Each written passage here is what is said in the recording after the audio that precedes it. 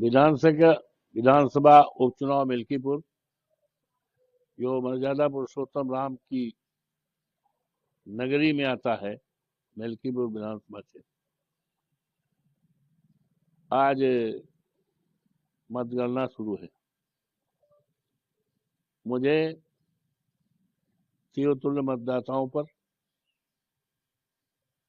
प्रभु श्री राम की कृपा पर, हनुमान जी की कृपा पर, माँ सरजू माई की कृपा पर और हमारे नेता माननीय अखिलेश यादव जी की कृपा पर यकीन और विश्वास के साथ मैं कह सकता हूं और कह रहा हूं कि भारतीय जनता पार्टी ने यूं तो बेईमानी का पूरा रिकॉर्ड तोड़ दिया गया।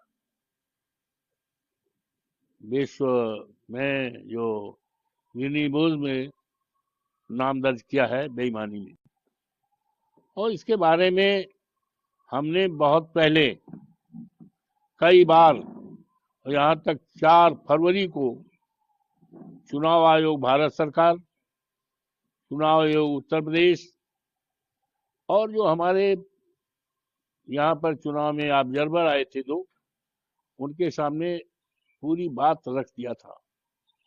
एक एक अक्षर उन्होंने पढ़ा और जो जो शिकायतें और संभावनाएं थी जिनके बारे में मैंने उनको पूरी तरह से, और यहाँ के दैनिक जागरण को, अमर उजाला को, जन मोर्चा को और सबको दे दिया था। और चुनाव जब हो रहा था तो जिन जिन शिकायतों पर, संभावनाओं पर मैंने दिया था, वो सारी हमारी शिकायतें, संभावनाएं पूरी तरह से उस समय साबित हो रही थी। जिस समय बूथों पर भारतीय जनता पार्टी के गुंडे कैप्चर कर रहे थे, यहां तक पीठासीन अधिकारी बटन दबा रहे थे, इसकी शिकायतें दिया। लेकिन उन शिकायतों पर जो ऑब्जर्वर आए थे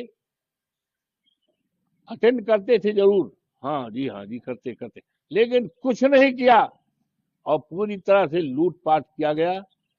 इसके बावजूद भी भारतीय जनता पार्टी हारेगी।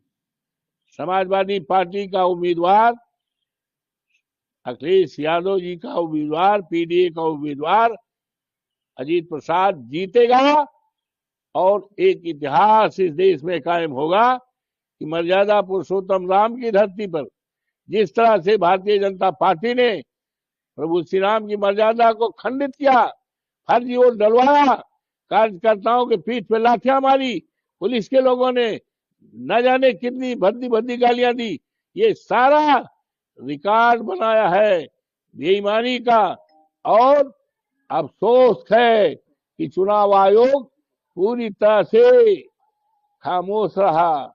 ऐसा लग रहा था चुनाव आयोग भी सरकार के दबाव में आया है। जिस तरह से यहाँ के अधिकारी चुनाव में दबाव में आकर योगी जी ने जो कहा था चुनाव जिताने का, समाजवादी पार्टी को हराने का, वही काम किया।